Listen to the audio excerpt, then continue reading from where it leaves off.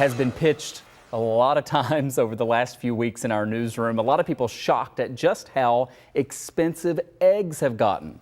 Prices are at an all-time high, seemingly creeping up each week.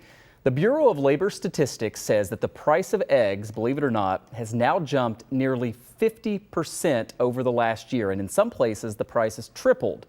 In California, the average for a dozen eggs was $7.37 last week. A year ago, it was $2.35. Chicken farmers say the demand for eggs has been growing, and they're still playing catch up because of work shortages, supply chain issues, and inflation. We have a lot of questions about this, and the guy for answers is Dr. Patrick Penfield. He is a supply chain expert and professor at Syracuse University, kind enough to come back on the show tonight. All right, all about eggs here. I can remember the last inflation report when you looked at the very top of the list, the thing that was the most inflated compared to a year ago. Right there was eggs, and people are just wondering. I mean, it was bad enough then, even just compared to a week ago, 2 weeks ago, we're now seeing another sort of sudden increase. What is going on with this? Yeah, Happy New Year, Michael. Great to be on the show again. So, yeah, unfortunately, we've got a whole bunch of different things that are really impacting eggs. And so the first thing is the avian flu. So a lot of your viewers probably have heard about that. So we've seen 53 million chickens actually slaughtered, in this past year. And that's about 5% of the hen laying egg population, which isn't good. Then you've got increased seasonal demand, because people use eggs in everything. We've seen an increase in feed costs, fuel costs, labor wages have gone up. So these egg producers, they're getting hit from all sides. And so unfortunately, the only way that they can recover or be able to make money is increase prices.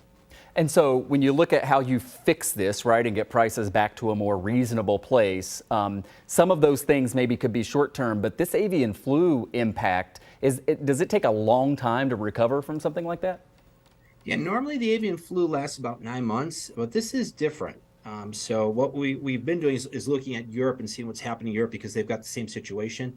And right now they're in the second year of this avian flu situation. So normally it'll go away in the summertime because of the light and the sun, but not this year. For some reason, it's stuck around and it seems to be recirculating. So even with eggs so expensive, the interesting thing is, and we were talking about this morning in our meeting, you go to the grocery store and the price of chicken isn't so bad. In fact, beef, bacon prices not so bad. What else sticks out to you when you look at that trip to the grocery store and where we are in terms of inflation for so many of these staples? Yeah, I think what your viewers are going to start seeing is grains.